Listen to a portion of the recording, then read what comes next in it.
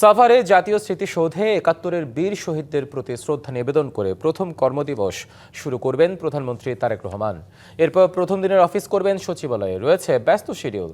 মন্ত্রিসভার প্রথম বৈঠক করবেন বিকেল ৩টায়, আর ৪টায় মতবিনিময় রয়েছে সচিবদের সঙ্গে। শপথ গ্রহণের মধ্য দিয়ে নতুন সরকার গঠিত হয়েছে। ইতিমধ্যে বিএনপি চেয়ারম্যান ও প্রধানমন্ত্রী তারেক রহমানের নেতৃত্বে নতুন মন্ত্রী পরিষদ গঠন করা হয়েছে। আজ সকালে সাভার জাতীয় স্মৃতিসৌধ থেকে ফেরার পথে পিতা শহীদ রাষ্ট্রপতি জিয়াউর রহমান ও মা সাবেক প্রধানমন্ত্রী বেগম খালেদা জিয়ার কবর জিয়ারত করবেন। এরপর সচিবালয়ে আসবেন নতুন প্রধানমন্ত্রী। জানা গেছে, প্রথম কার্যদিবসে মন্ত্রী পরিষদ সদস্যদের সঙ্গে বিশেষ বৈঠক এবং সচিবদের সঙ্গে মতবিনিময় সভা করবেন তিনি। দুপুর 12:30টার দিকে সচিবালয়ে মন্ত্রী পরিষদ বিভাগের প্রধানমন্ত্রীর দপ্তরে তিনি অফিস করবেন। সেখানে মন্ত্রী পরিষদ বিভাগের কর্মকর্তাদের সঙ্গে পরিচিতি ও মতবিনিময় সভায় অংশ নেবেন। বিকাল ৩টায় মন্ত্রী পরিষদের বিশেষ বৈঠক করবেন। এছাড়া মন্ত্রী পরিষদ বৈঠক শেষে বিকেল ৪টায় সচিবদের সঙ্গে মতবিনিময় করবেন প্রধানমন্ত্রী।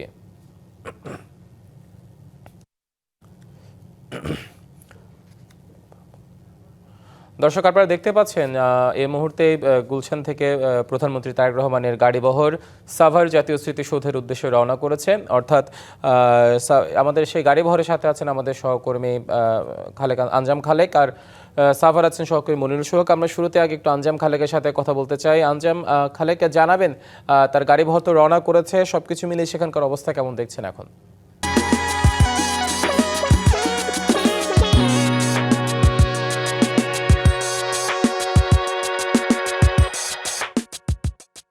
আপনি কিছুক্ষণ আগেই দেখলেন যে প্রধানমন্ত্রী তারেক রহমানের গাড়িবহর কিন্তু রওনা হয়ে গেল এবং আমরা যতদূর জানি প্রথমেই তিনি যাবেন সাভারের জাতীয় স্মৃতিসৌধে। সেখানে শ্রদ্ধা জানানোর পর কিন্তু তিনি ওখান থেকে আবার চলে আসবেন জিয়াউর রহমান এবং বেগম খালেদা জিয়ার যে সমাধি রয়েছে সেখানে শ্রদ্ধা জানানোর পর কিন্তু তিনি প্রথম ক্যাবিনেট মিটিংয়ে যুক্ত হবেন, সচিবালয়ে যাবেন এবং সেখানে ক্যাবিনেট মিটিংয়ের পরে কিন্তু আসলে সচিবদের সঙ্গেও মিটিং করার কথা রয়েছে। আমরা ইতিমধ্যেই দেখিয়েছি আপনাদেরকে যে তারেক রহমানের যে গাড়িবহর সেটি কিন্তু চলে গেছে গুলশান ১৯৬ নম্বরের তার বাসা থেকে বের হয়েছে।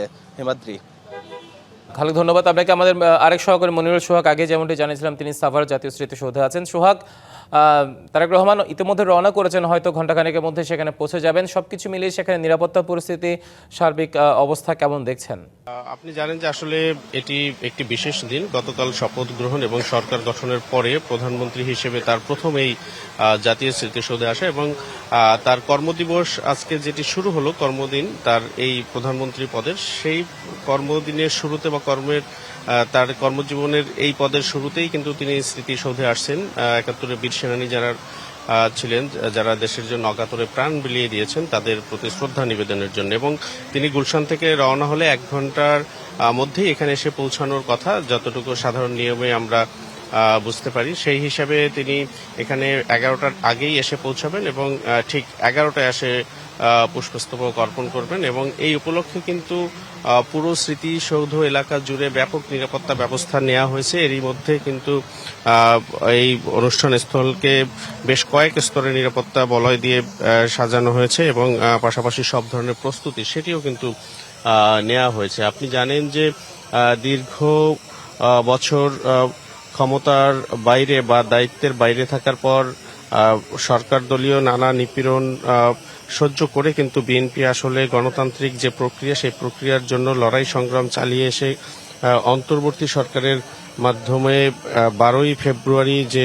গ্রহণযোগ্য এবং সুষ্ঠু নির্বাচন অনুষ্ঠিত হয়েছে, সেই নির্বাচনে বিপুল সংখ্যাগরিষ্ঠতা নিয়ে কিন্তু বিএনপি সরকার গঠন করেছে এবং সেই সরকারের কাছে মানুষের যে প্রত্যাশা, সেই প্রত্যাশা পূরণের বার্তা কিন্তু তারেক রহমান এর আগে থেকেই দিয়েছেন এবং সরকার প্রধান হিসেবে দায়িত্ব নেওয়ার পর থেকে মূলত সাধারণ মানুষের সেই প্রত্যাশা কিন্তু আরো অনেক গুণ বেড়ে গিয়েছে। তো সব মিলিয়ে আসলে জাতীয় স্মৃতিসৌধ প্রাঙ্গণের নিরাপত্তা ব্যবস্থা, পাশাপাশি উপদেষ্টা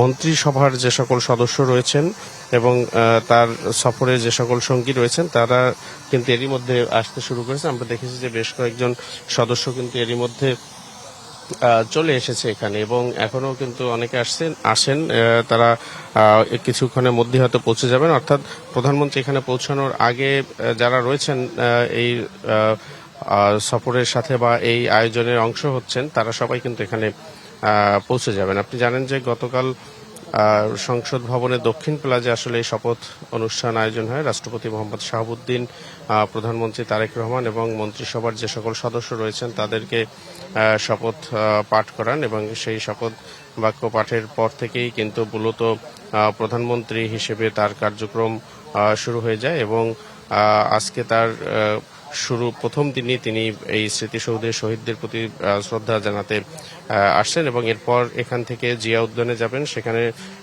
শহীদ রাষ্ট্রপতি জিয়াউর রহমান এবং সাবেক প্রধানমন্ত্রী বেগম খালেদা জিয়ার সমাধি সৌধ, সেখানে তিনি শ্রদ্ধা নিবেদন করবেন ফুল দিয়ে এবং তারপরে বিকালে কিন্তু আপনি জানেন যে সচিবালয়ে সভা রয়েছে এবং সচিবদের সাথেও কিন্তু একটি বিশেষ সভা রয়েছে। তো সব মিলে আসলে প্রথম দিনটি কিন্তু কর্মব্যস্ত এবং এটি কিন্তু মূলত একটি বার্তা দেয় যে এই সরকার দায়িত্ব নেওয়ার পর থেকে জনগণের জন্য বা মানুষের জন্য যে কাজ করার জায়গা রয়েছে সেই জায়গায় আসলে কোনোভাবেই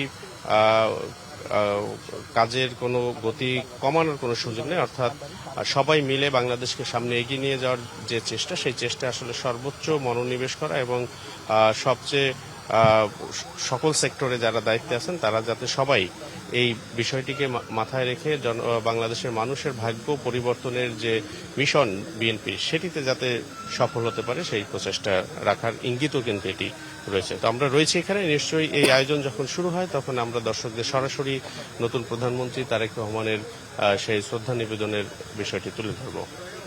নিশ্চয়ই সোহাগ, ধন্যবাদ আপনাকে।